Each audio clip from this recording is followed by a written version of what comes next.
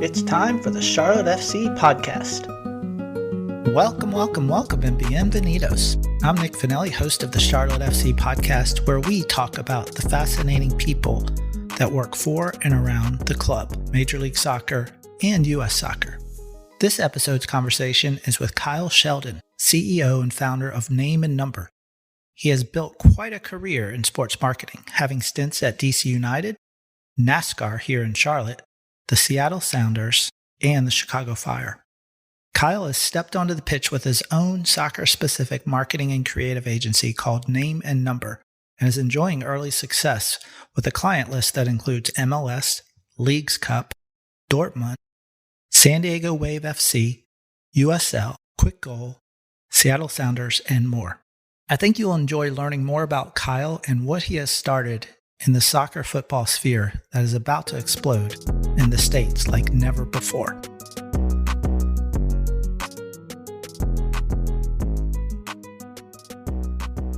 Kyle, we usually have our guests introduce themselves with a quick little elevator pitch, so that way we kind of see what's important to you that we know about you. So what would you say if you were introducing yourself to all the fans in the world in a quick little elevator pitch? I really like the way you phrased that, Nick. What a great start. Thanks for having me. Number one, I'm a lifelong lover player of the sport of soccer. I think it's a good place to start. Have spent most of my career in soccer, primarily Major League Soccer, 3 different stints at DC United, Seattle Sounders, and Chicago Fire. And my only time outside of the sport was when I worked for NASCAR based out of the Charlotte office. So I was there pre-Charlotte FC, but plugged into the soccer community when I was there, and was always hopeful that Charlotte would get a club. So it's been really fun to watch from afar what's been happening on the soccer scene in Charlotte since I was there. And now I own and operate a soccer-specific marketing and creative agency called Name and Number, and I have a second company called Pathway, which is also soccer-specific, but the mission is to help folks break into and build careers in the sport. So have been fortunate to be in soccer for the better part of 20 years. From a career standpoint, and have played since I was 3. So love the sport and how it brings people together, and excited to have a conversation today. Awesome. Yeah, one of the things that got me interested in having you on is in our podcast, of course, we talk to players and do interviews and things like that, but most of it's focused on the people that you don't see, the people that are making all this stuff happen. Like, how did this work? Besides the marketing, the ticketing and stuff like that. So I saw, I don't know, maybe it was almost 3 years ago, I saw you posting like, these are soccer jobs. And I'm like, oh, somebody's out there trying to help people get into soccer in these same areas that I'm talking about, things that people are doing here in Charlotte. So I was trying to paint a picture of what's involved in actually the soccer franchise. We got 20 some odd, 30 players just on the first team, and there's hundreds of people making all of this stuff happen behind the scenes. So we try to get a little bit of everything. You have obviously had a like you said earlier, a career in MLS with DC United, with Seattle and Chicago. But then also you've had the opportunity to work on projects such as like Leagues Cup and MLS Store, and now you're working with San Diego Wave, and I'm sure there's countless other things that you've done, like one-off projects or sustained projects. So I'm really excited to have you here and just talk about what it takes to get into this business and what it takes to stay in, and like what people are looking for. Because I think this will help other people realize, you know what? I didn't think I was into soccer as much, but I like this, but I love soccer. So it's kind of like marrying both. So can you talk a little bit what your role is with Name and Number, as of course the owner, and Pathway, what each of those companies really do? Yeah, happy to. Yeah, so Name and Number, soccer specific marketing creative agency, as I mentioned, and we're only about a year and a half old. We have built out the team. Now we've got 4 full-time people, and then we work with freelancers and contractors to create. And so that takes on a lot of different life forms, if you will. We've done a lot in the production space, commercial spot production, video production, graphic design, creative ideation, marketing campaigns, etc. So then I'll just mention, Pathway as in the idea is to help ambitious professionals break into and build careers in soccer. At the moment, it's 2 newsletters that we send out every week. So we send a newsletter on Wednesday, which features an interview with what we call a soccer thought leader, and usually tactical, practical advice on how to improve your chances of getting a job in soccer, or if you're already in your career, to progress your career in the sport. And then we send out a newsletter on Fridays, which is just a link to all the jobs we can find in soccer in the US and in North America. So it's sort of a one-stop shop if you're someone who's trying to find your spot working in professional soccer, primarily in the US and North America. Then we put all the jobs in one place and send out an email every Friday. And as we build out Pathway, it will become other things. We've been doing a lot of mentorship programs. We're building, for lack of a better word, sort of courses or coursework that will hopefully help people who want to build and grow their careers in the sport. I'd say traditionally breaking into professional sports is very difficult to do. It's very competitive. Lots of people like the idea of working in sports, and certainly soccer, as it's grown over the last 10, 15, 20 years, has become increasingly competitive. Certainly MLS has grown by leaps and bounds. NWSL has grown by leaps and bounds. USL continues to grow. So there are more opportunities, but it also means that it's more. And so I'll pause there, but I can go a little deeper if you like on some of the ways that we see people finding success in that space. Yeah. So very interesting how that understanding of those things in soccer and, like you said, putting them both together with Pathway, with the newsletter, hopefully, like you said, it'll grow into something else, and then name and numbers, kind of that marketing end. So on that end, you basically bid or contract out to try to get these marketing jobs. And what does that entail? Like, you could give me an example, maybe like, how did the Leagues Cup project come to be, and what did you do for that? Yeah, I think, Nick, I'm fortunate. I've been in the industry for a long time. So I have a lot of longstanding and trusted relationships, which is a really great starting point for trying to secure work. It takes a lot of different forms. I think we've been fortunate that a lot of it has been inbound. I'm pretty active on social, both Twitter and LinkedIn primarily. And so, having been in that space for the better part of a decade, you just end up connecting with people and hopefully helping people. You referenced the jobs that I don't post as often because of Pathway. We kind of aggregate and kind of put everything into the Pathway space now. But for a long time, I would share links to jobs in and around soccer with a fairly regular basis. And I think that was a value add for a lot of folks sort of in the soccer space who wanted to find their way into the role, or find their way into kind of into soccer. And so, you cultivate a bit of a community. So, to your specific question, sometimes people reach out and say, we've got this thing we're trying to do, or a project that we'd like to execute, and would love for you guys to talk to us about doing it. And in some cases, you're responding to RFPs, request for proposal, where someone says, we've got this project and we're asking 3, 4, 5 agencies to submit a proposal and a bit of an outline for how you approach it. And so we've done that, and sometimes you get that work and sometimes you don't. It just depends on what the needs are and what your capabilities are.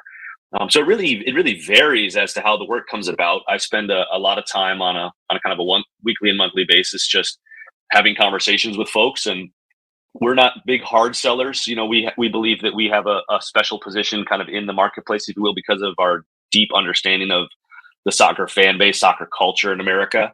We've got a really good starting point there. It's the only thing we work on. We're soccer only. So if you're a basketball team, probably not worth following us. But if you want to connect to soccer in America and soccer fans and soccer culture, we've been in this space for our entire careers. That goes for the rest of my team as well, as we've all worked specifically in the sport.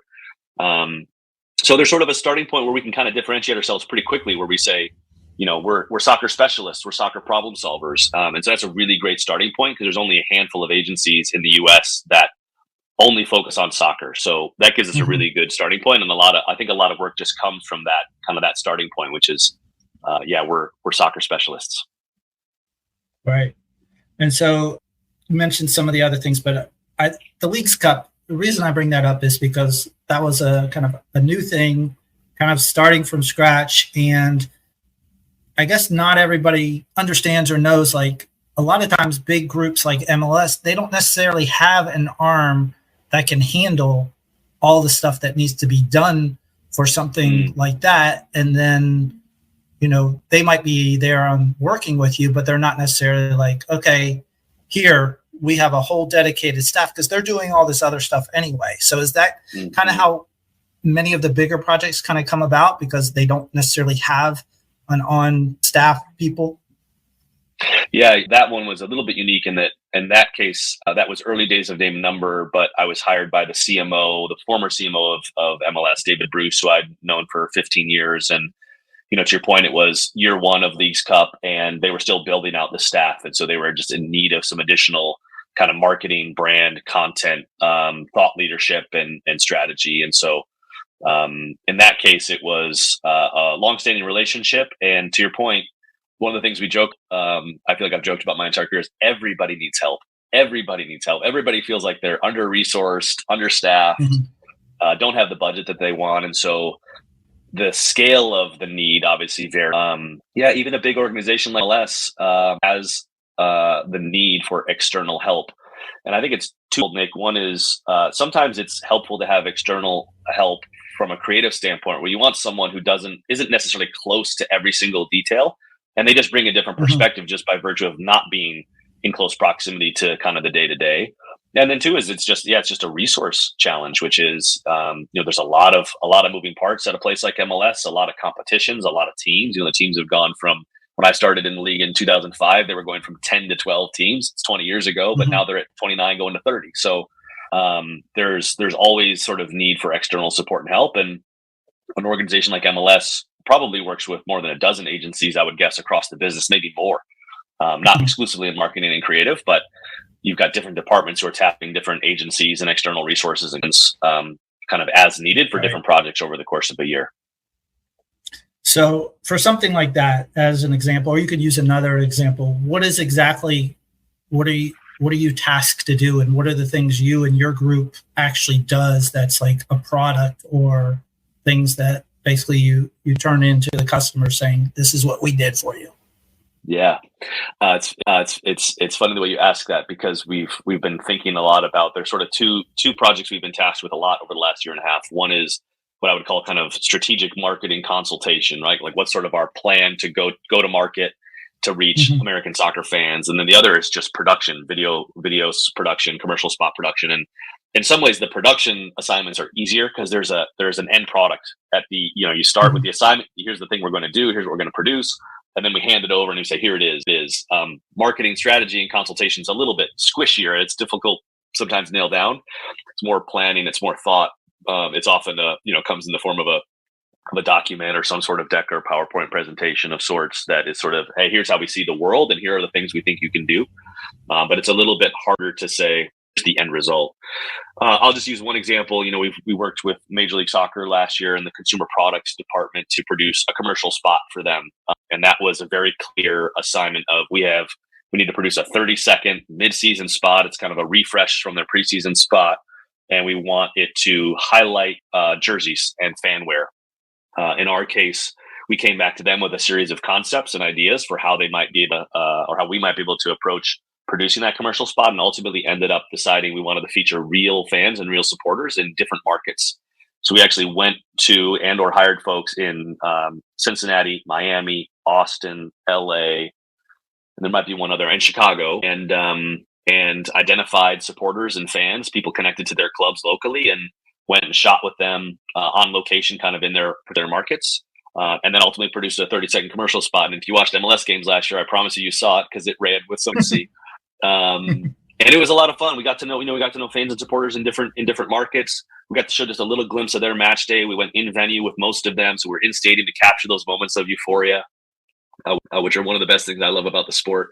And so, yeah, to your point, at the end of that project, we hand over a 30-second commercial spot, and then we typically do some social media cut downs. Anything from a 5 to 10 to 15-second kind of cut down that might be for Instagram or Twitter, et cetera.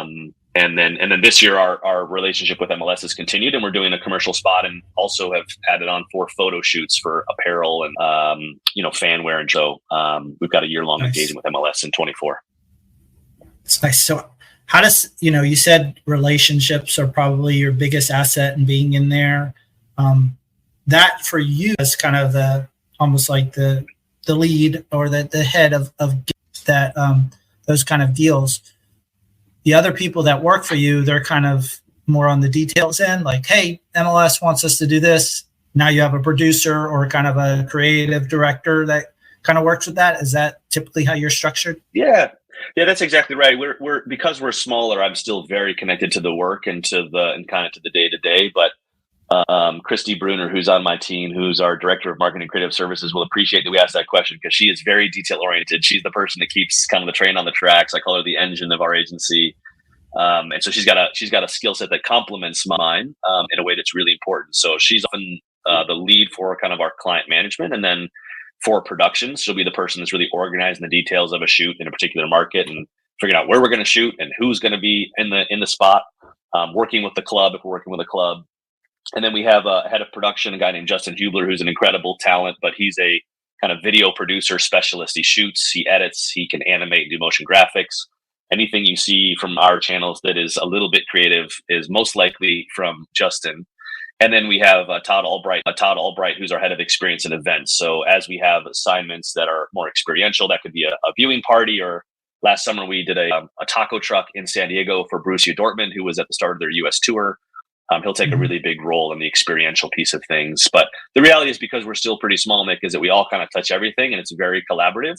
And as we need to, then, as I mentioned, we hire freelancers and contractors to come in on projects. That could be a producer, that could be an additional videographer or a photographer, it could be a graphic designer. Just kind of depends on the need of the client. Or if it's like an activation, just hands-on people to direct people where to go. Exactly right. What to do. Exactly right. Yep. And it really varies. We counted it up. I can't remember last year. I think we used 25 or 30 people from outside the agency who helped on projects at different points. So it's one of the things I also really love about it is we get to tap into the kind of creative community within soccer in the U.S. And there's so much talent out there that we have the good fortune to work with and collaborate. And you said most of, or if all of your people are soccer, almost like soccer first. Do you feel like they got into soccer and then learned kind of that marketing side, or was it they came in from marketing, but then they did a little bit of soccer and you're like, hey, you're pretty good at this. Can you join us? Yeah, it varies. And we're actually in the process right now of hiring 2 additional people to join the team. And it really does vary. I mean, one of my favorite questions to ask people is their soccer origin story, because as you know, in the US and in America, the stories vary pretty wildly as to when they discovered the sport and what their connection was to this. In our case, at least so far, everyone has worked in the sport specifically, but how they came to it very differently. Christy and I were both kind of lifelong players who loved the sport from an early age. Todd and Justin came into the sport a little bit later in life and in their careers, but have kind of fallen in love with it as they've worked in it and have kind of discovered it that way. So it really does vary. But even outside our core team, you know, the freelancers, the contractors we're tapping, most of them, if not all of them, have worked in the sport at some point. But yeah, everybody's story is a little bit different. I'm sure every day is a different day for you and for all of them. It's one of the things that's really enjoyable about the agency life. My only experience working for an agency was when I was 22 years old. I had an internship with a small consumer marketing agency called Fast Horse Inc. in the Twin Cities of Minnesota, which is still there and they're still crushing it. They're an awesome little firm, but you know, my entire career essentially has been working on singular properties. NASCAR was a little bit different because you worked with, you know, sort of as the league or the sanctioning body, you worked with all the drivers at some point. But the variety for name and number is really interesting. You know, you're working one day on a project for a German club playing in Champions League, and the next day you're working on a project for an NWSL team. And in this case, for us, it was their in-stadium graphics. And that variety is really fun. It can be challenging, of course, but I think it's one of the things that we all really enjoy about the kind of the agency world is you get to stretch different parts of your brain at different times, which is really fun. So what made you start both of these? Because obviously you had a good, successful career. Seemed like you went to places you wanted to go. All of those places had definitely, you know, have benefits and things about their soccer community that you could take from. I blame my bit. They kind of imbued in me a little bit of the entrepreneurial spirit. I have 3 siblings. We're all homeschooled, and we were really encouraged. We were young to follow and chase the things we were interested in. Of course, there was the core, you know, studies and core coursework, but there was a real encouragement to pursue the things that interested you and that you wanted to learn more about. So I think that was embedded in me kind of from an early age, Nick. And then as I went through my career and was really close to soccer the whole way through, again, you know this, and most of your listeners will know this, but the trajectory of the sport has just been incredible over the last 5-10 years. And Charlotte's a perfect example of that growth. I was in Charlotte 2013, 14, 15, and there was a soccer community and culture there, but it didn't feel as expansive and significant as has clearly now developed around Charlotte FC. And as I looked at the landscape of soccer in this country and what was coming, and obviously everyone's focused on 2026 in the World Cup. You think about Copa America, FIFA Club World Cup, Gold Cup, hopefully the Women's World Cup in 2027, the Olympics and then just the growth of the sport in totality. Combined with the fact that there really aren't that many agencies that, again, are soccer specific or soccer specialists, it just felt like there was some room for someone else to come in and try to carve out a little space. And, the one thing that's wonderful about soccer, obviously, is it's global. And so it's not just about the domestic teams and leagues. It's about the global nature of the sport. And my belief is that every major brand or sponsor, every federation, every club around the world, every broadcaster is going to, at some point between now and June of 2026, say, what's our American soccer strategy? What are we doing in the U.S. leading up to the World Cup?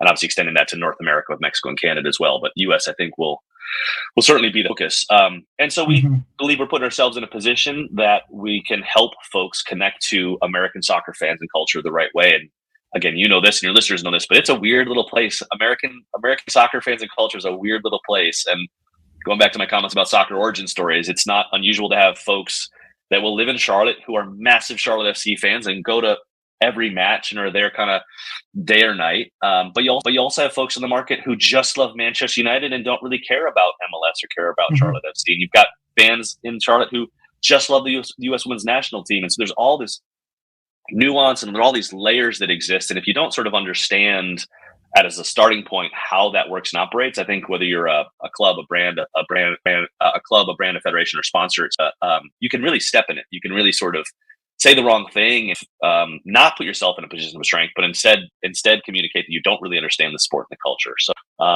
again, I think that's where we see the opportunity is to help usher kind of brands and clubs in the right way to connect in the right way.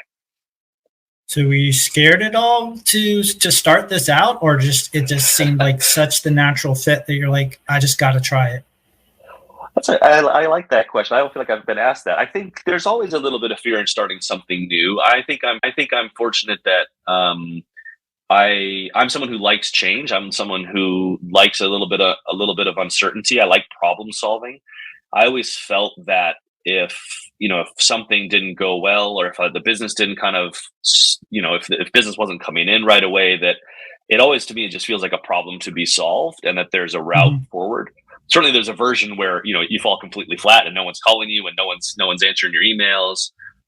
Again, I think I was fortunate to have a long career in the sport first. I don't think I could have started this at 24, 25. I think everything I learned through 20 years of being in the sport and building relationships and, the sort of ability to do it well, I think comes from all of that experience. So, there's a little bit of fear and trepidation when you launch something that big, but I put 6 months of thought and time and energy into the brand and the name. I have way too many Word documents of ideas for the agency name, which was a really fun process, and sort of having conversations in advance of launch to just see what the appetite was. So I don't feel like I went in completely blind. I felt like I had a sense that there would be some work out there, and worth mentioning that I got an engagement with my old friends at the Sounders. I hadn't worked for them for a few years, but they had they just came through their brand evolution this past fall, and they brought me on a 2-year contract to support that effort. And so I had kind of a starting point where I knew I could pay the mortgage. I knew I could put food on the kids' plates, and my wife would be comfortable with them. So I owe them a lot. It's a little safer when you have something in hand. Exactly right. So that sort of long-term contract I knew that I could at least kind of bridge the gap. And then, if business didn't come in, then I would have probably gone and found a job somewhere else, but have been fortunate that to date, the phone has continued to ring. And then, because I had a similar pathway in what I do as a career and kind of did the same thing. I had somebody that was kind of like, when I went out on my own, it was like, well, at least I got this to start me out. I got to get other business, but at least I had this. And for me, it ended up being 15 years of doing that. Now, I didn't expand as much as you did. I expanded who I worked with and stuff like that, but I didn't expand as far as people and growing that way. It was all still kind of based on me. How do you do something like that? Because you know what you're capable of and you know what you can do, but you could probably do everything, but you know it's not humanly possible to do all the stuff you really want to do. So how do you get people? How did you know how to do this expansion that you needed to do? I don't know. I don't know that I did. I think one of the things you hear from entrepreneurs and people who started companies is you just kind of have to keep going. And it really is just a series of solving problems over and over. I certainly was hopeful that there'd be enough business where I could think about bringing people on. I got to a point last summer, which would have been about 6 months into the agency, where I'd taken on enough business that I was pretty well underwater and wasn't sleeping enough and wasn't spending enough time with my wife and 2 boys. And that's when I called Christy Bruner, who I mentioned earlier, and I said I could use a little help. And she happened to have a little moment in her career where she had an opening, and I was grateful that she came on. But that was just out of necessity. I mean, it was really just again solving a problem. Which is, there's too much work to do. I can't do it all. I need some help. And so Christy came on and had been a significant. She just has had a significant impact on how we do things. Because, as I mentioned, she's a great compliment to me.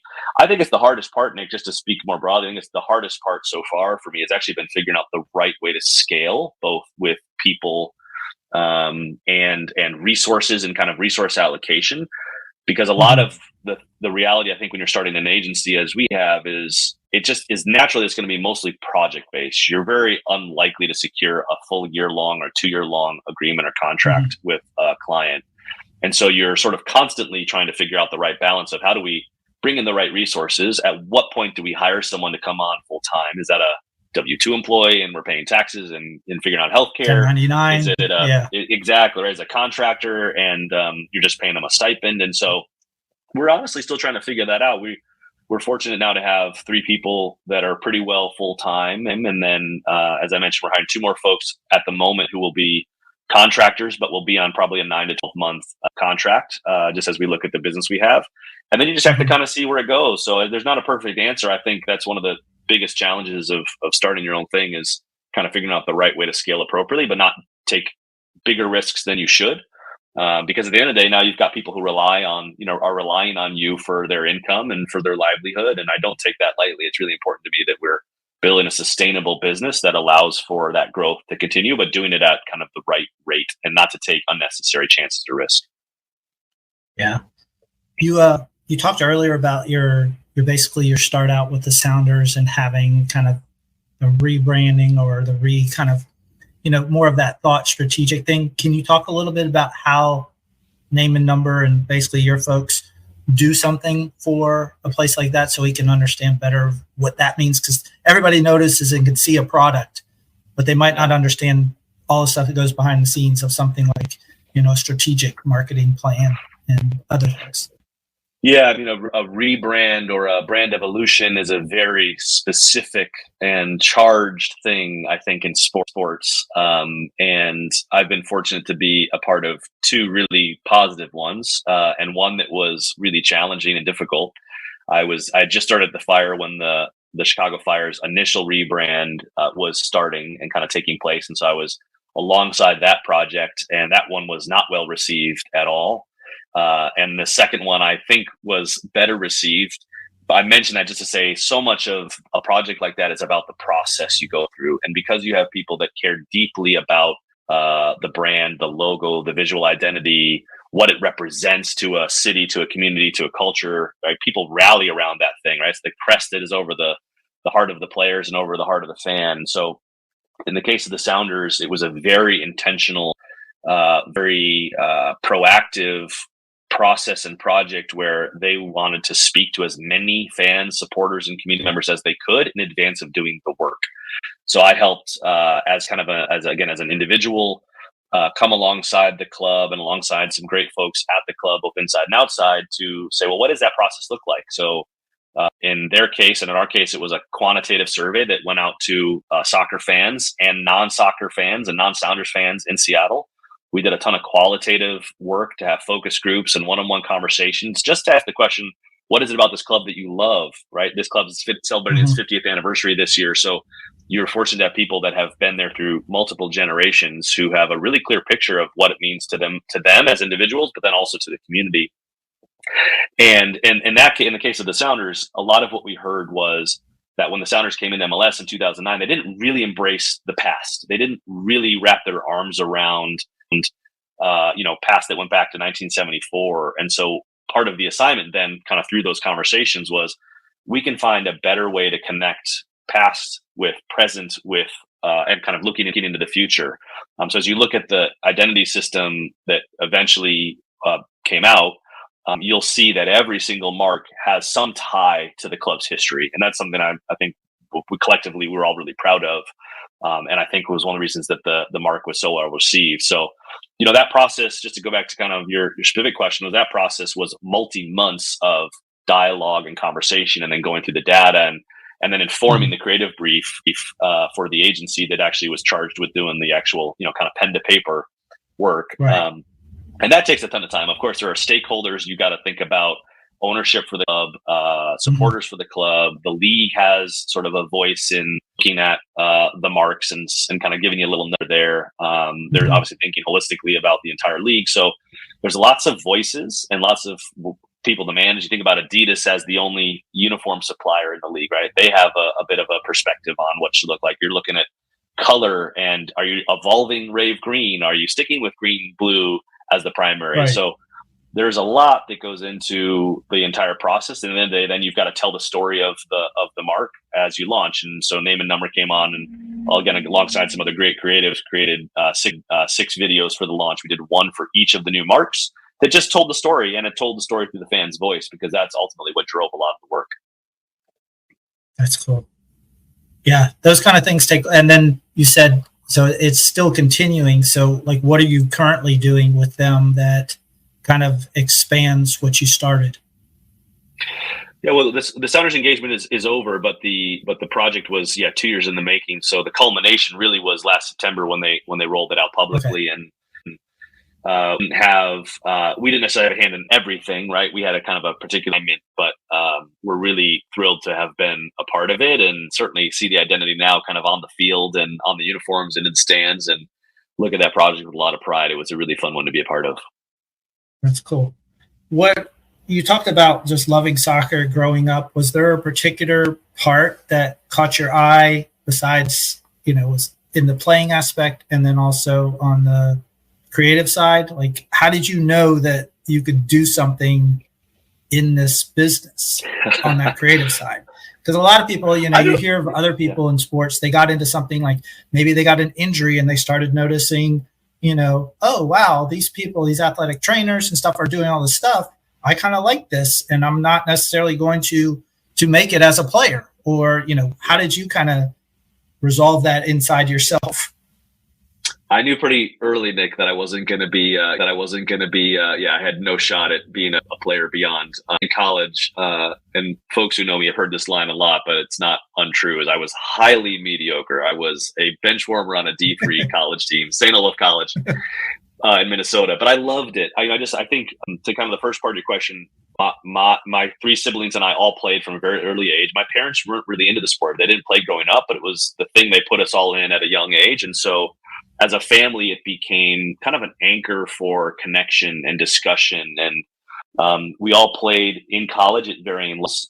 We all played travel and club. So weekends growing up were going to different locations. We grew up in West Virginia. So, driving to Pennsylvania and Ohio and Virginia and DC and Michigan and kind of all over the region to play the sport. And so we had these just connection points. It was just creating memories together and playing the sport. And we developed a real appreciation for the sport itself. But I think then as I got later in life and realized that I could potentially marry what I thought was a bit of a skill set, and I majored in kind of comms and PR to start. I was 15 when the league started, when MLS started. So sort of coming into college and then post college, it was, I could actually maybe work in the sport that I love. So I don't know that I knew where the creative thread would necessarily come, but I was fortunate to get a job at DC United the year after they won MLS Cup. It was the height of the Freddie Adu era. I joined them in 2005, his second year. And so I sort of had this experience of seeing it at its height at that time. Obviously, it's come a long way since then. And as I mentioned, very much entry-level communications, PR. I was writing press releases, doing the media guide, working with media. And then as my kind of career went on, I was able to just absorb more areas. Eventually, we're seeing marketing and content and design and video and sponsorship activation, kind of a whole host of areas. And I feel really fortunate that I had mentors and managers and leaders who gave me opportunities to kind of expand my oversight and my responsibilities. But that also came with a lot of ambition and asking the question, where else can I help? And I think that part's really important for folks who are earlier in their career. You got to get after it. You got to be curious. You got to talk to all different people and just kind of get an idea of what everybody does, because you get a better picture. Yeah, I love the word curious. I think the best people I work with are the ones who are curious and ask questions and sort of aren't deterred by uncertainty or a challenge. Is they kind of, again, I've used the phrase a couple times, but they're problem solvers. They see a problem and they work for the right solution to try and get it done. And I find those are the folks over the course of my career anyway that tend to progress and tend to find new roles and better roles and higher roles, because they tend to get after it and they try to find the right solution. Were you old enough to be a Dips fan? No, I wasn't. No, I don't mind sharing. I'm 43, so I was born in 1980. So I really kind of tuned into soccer. I shared this recently with someone, but my connection to sport growing up in what was kind of rural West Virginia was actually Eurosport catalog.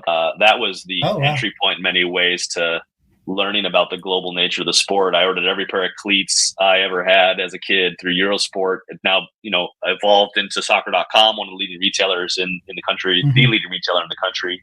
But the connection to the sport back then, kind of late 80s, early to mid 90s, was just so different. You just didn't really have the access to the sport that you do now. I don't think people today there was a huge gap. Right? That's right. We used to record, we would record World Cup games on our VHS. I remember recording 94 World Cup games on our old VHS player and just watching them back because there was nothing else to watch.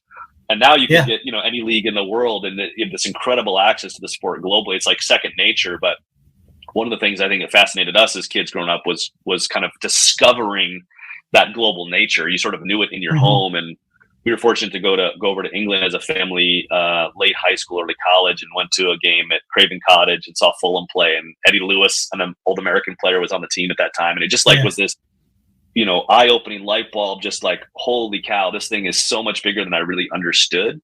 And so for me, that's been a really, really cool part over the course of the last 10 years, is seeing how much that kind of connectedness has happened across the world. And I love that part of the sport. Now, with your current job, what would you say is your hardest thing to do day to day? Good question. The hardest thing to do, I think we're fortunate because we have a lot of projects right now. In some cases, it's prioritizing what to spend time on. I think when you work for any company or club, you typically have somebody telling you what your to-do list is. And certainly that was the case, as you get kind of higher, I guess, over the course of your career, in your leading departments, it's less so. But even when, my last role was the SVP of marketing, had a team of probably 30 people, 4 or 5 different departments, you still have a president who's saying, hey, I need you to spend time on this, or even an owner who's saying, I need you to spend time on this. In my case now, I'm kind of running my own shop. And so it's fully up to me what I spend time on every day. And so whether it's working on clients or working on new business or thinking about the agency brand and, new business development materials, you can kind of spend time on any one thing. And so I find that still something I'm figuring out how to do. I've been fortunate to bring on people who now are helping, get the work done. But yeah, that prioritization piece is still challenging. You want to find the rights of doing the work that is required for your clients and over deliver on what their expectations are. But also you need to be thinking into the future and, 8, 12, 24 months down the road and saying, how are we building the pipeline to ensure we've got work a year from now? So that probably is how I would answer it. Yeah. And I think your understanding of how clubs work by working in them has probably given you an advantage or some insights that not everybody has, because you can kind of see the whole process through even after you do your work for them. You can say, I've set you up, or this sets you up for X, Y, and Z. which is, that's just an experience thing. Like, how else you get that? Just to my earlier comment about, I don't think I could have done this at 24, 25. That's right. And we've done a little bit of consulting for some expansion clubs and clubs that are just starting. Even when some of our work with the league is because we have an intimate knowledge, and actually all three of my full-time team members have worked for a club in MLS as well. Is you just have an understanding of what the needs are at the club level and what the sort of the cycles, right? The season and a year really is cyclical in nature. There's just different phases where you have to kind of understand what's happening at what point and what is needed at what point. So yeah, just to echo what you're saying is there's a deep understanding of how a club operates and what the needs are. And so we can oftentimes answer the question before it's asked, which is certainly, it feels like a little bit of a cheat code for us. Yeah. Now, I talked about what was hard.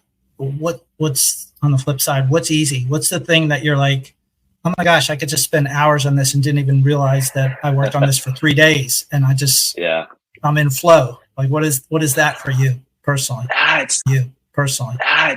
Honestly, Nick, it's kind of everything. I think the job has become so much more fun as I've been able to bring on a couple people to the team, because the thing that I missed the most I started the agency by myself, again, knowing I would have collaborators, but now I've been able to bring a few folks onto the team. And the ideation and the problem solving, the creativity process is really fun. And because the nature of an agency is having different clients and different projects and different problems to solve, is you feel like you're always kind of testing and stretching and learning. And I really enjoy that process. There's sort of nothing, for me at least, more enjoyable than having someone present you with a challenge or a problem and then coming up with a creative solution that ultimately helps them solve that problem. It's a really enjoyable process. Obviously, you don't always know what the outcome is going to be, but if the outcome is positive, it's really fun to have a positive outcome and to contribute. And I would sort of end by saying the answer by saying, ultimately, I think we're all passionate about the sport, and so continuing to contribute to the growth of the sport is really meaningful for us. I believe soccer's the best. I like other sports, but I believe soccer is the best sport in the world. I think, for all the reasons I'm sure you and your listeners love it too, it's this incredible connection to the world. It's something that crosses cultural and generational and sort of all barriers, and it's something that we all can rally around, and it creates community. And so being able to continue to contribute to that growth is ultimately the thing that is really most rewarding and the most enjoyable. Are you like you said, you get so into that process, are you a doodler? Do you have something you just keep in mind and you're like, wait, I got an idea about this, and you write it down? Or are you a checklist person? What kind of flow kind of helps you? You're asking one of my favorite questions, Nick. I ask a version of this question in every interview I conduct, because I love hearing about people's process and how they stay organized. I hope Christy, my director of marketing and client services, listen to this, because Christy's I call her my second brain. She does a great job of helping me stay organized and on task. I take my laptop just about everywhere I go. I use a couple different. We use Notion. I use Evernote, and I use the To-Do app on Macs to track work. I'm a big kind of jot down as I go guy, so I tend to have a lot of different notes where it'll be separated by client or by project. And as I think of something, I'll just sort of jot it down in a bullet point and ultimately come back to it. And then our team uses Slack, like a lot of companies, so we have channels for every client and every project, and oftentimes we'll dump inspiration or ideas into those channels so that others can react to them. It's kind of this ongoing, continual process. We obviously schedule dedicated time for particular assignments or projects or clients, but there's sort of this, we want to sort of, encourage a spirit of always kind of sharing what we see out in the world that's inspiring. There's so much amazing creative stuff happening out just in world football and across soccer that we're always kind of pointing to other people's things. And I'll shout out the Charlotte FC team briefly. I just shared a photo from Taylor Banner, who's the photographer and creative there at Charlotte FC. And they do such a great job, I think, with all of their video and content production and the stuff they share in their channels. Their graphic design team's really great. And we love pointing at that stuff and just taking inspiration from it. So that's a really, really fun part of the process. Nice. Do you have something that you haven't done yet that you really want to do? I know with all this big expectations of all this soccer growth in the country coming up, is there something that you're like, I want that. I want to be able to do that. I love question too. I'll answer it in two ways. One is from a point. One place we'd like to grow is working with brands and sponsors who are activating in the sport. So as you think about something like Ally right across the front of the shirt, I think there's so much room for brands and sponsors to do more in the sport and to connect more in the sport and build community in the sport. And I think the next 2 years is this incredible opportunity to build credibility in soccer in advance of the World Cup. And if you wake up and it's January of 2026 and you haven't already figured out your soccer strategy, I think you're going to regret that. So we really are interested in working with brands and sponsors to help them connect to soccer fans. That's part one of the answer. And then part two is I've always really loved the U.S. men's national team. My family and I went to the 2006 World Cup in Germany and had this just incredible kind of life-changing experience in Germany. We saw the U.S. play 2 games. And I know folks at soccer, I'd love to find the right opportunity to collaborate with U.S. soccer and in particular the U.S. men's national team. I love the women's national team as well because it's been such an important part of kind of my family's connection to the sport. Obviously, the World Cup itself is such a significant and amazing thing. And Right. Even though people know how big it's going to be, I think they still underestimate its impact. I mean, it's going to be the biggest sporting event in human history. Right. And it's just going to take North America and the U.S. by storm. So I'd love to find a way At to so work many with levels. U.S. soccer and at every level, I think that's exactly right, Nick. So yeah, to answer, I think I'd love to find a way to work with U.S. soccer at some point in the future, whether that's around the World Cup or some point in the future. We'd love to partner with them at some point. So hopefully one of them have stuck around long enough to listen and will give us a buzz. Right. What is something you wish people would ask you in an interview that you never get asked? Is it a question? Your last couple have been, you've got good. I don't know that I have a good answer to that question, Nick. Putting me on the spot. Let me think on that. I don't know if you have any others, but I'll think on that one. Yeah. It's stoppage time. All right. Do you have a must-do personal ritual? A must-do personal ritual? Yeah. Oh man, you said quick fire. I got to think on my feet here. A must-do personal ritual. I don't think I do. The things that come to mind are all family. I've got 2 boys. I've got 2 boys. They're 7 and 4. We read together every night. And we like to get out and play soccer. So I'll keep the answer short. It's family Perfect. related. All right. Favorite unplugged activity? Favorite unplugged activity? Yeah, I hope these aren't all family answers necessarily, but it's with my boys. I got a 7-year-old and 4-year-old. They both love the sport, and I love getting out and kicking the ball with them. Nice. The go-to snack for when you're watching a match? Go-to snack when I'm watching a match? Oh man. I don't know if I have a good answer here either. Usually, you're watching in the morning if it's Premier League or Bundesliga. I'm usually having a cup of English breakfast tea and a piece of toast. That's not a very interesting answer. All right, that's fine. All right, you might like this one. What design impresses you more, interior or exterior? Interior, exterior. Yeah, probably exterior. I don't know that I have a great reason for it. I think design of any type is interesting, right? If you're someone who has that gift and can create something that is pleasing to the eye, I think it's really impressive. But yeah, I guess I'd say exterior. Okay. And design doesn't necessarily have to be visual either, right? That's true. Yeah, that's true. That's true. The exterior could be just what it appears to be, kind of like your strategic marketing for Seattle. That's an exterior thing, although there's a lot of interior that happens. Yeah. Yeah, that's right. Yeah, I think that's right. Yeah. Do you find starting a project or finishing one more gratifying? I really enjoy the start of a project. And I think I might have answered it differently, 10, 15 years ago, but I think it's the start piece.